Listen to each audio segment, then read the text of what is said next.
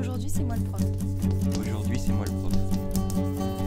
Aujourd'hui, c'est moi le prof. Aujourd'hui, c'est moi le prof. Aujourd'hui, c'est moi le prof.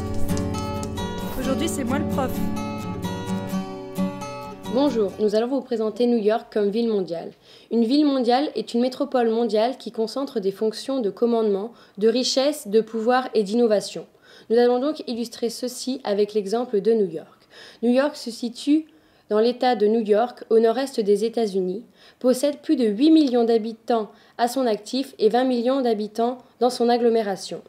New York joue un rôle dans l'économie mondiale avec un hypercentre financier de la mondialisation, Manhattan, et possède une capitalisation boursière qui est la plus importante du monde avec ses deux principales bourses, le New York Stock Exchange et le Nasdaq. New York s'illustre comme ville mondiale grâce à ses activités stratégiques et de commandement.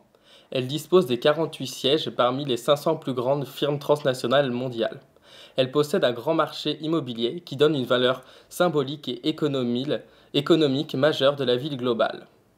Il y a une surreprésentation des actifs dans le secteur tertiaire. New York constitue un carrefour de flux, car elle est reliée au monde entier, et elle est connectée aux autres villes mondiales, comme Paris, Londres, Tokyo ou encore Shanghai. Elle constitue l'un des 4 pôles dominants de l'archipel mégalopolitaine. Cette ville est à elle-même un hub mondial.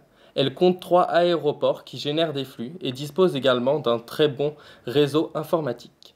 On peut dire aussi que New York est un lieu d'innovation et de création, avec la création de buildings, avec la création d'aéroports, avec la création de nouveaux quartiers et la reconstruction d'anciens quartiers.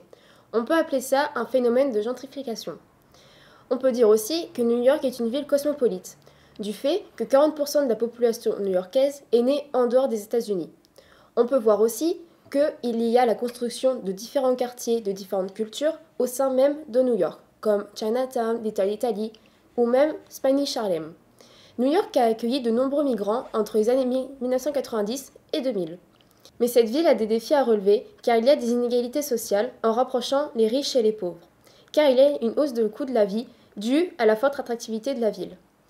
Les plus aisés possèdent 36% des revenus new-yorkais. Elle veut aussi rapprocher les différentes cultures.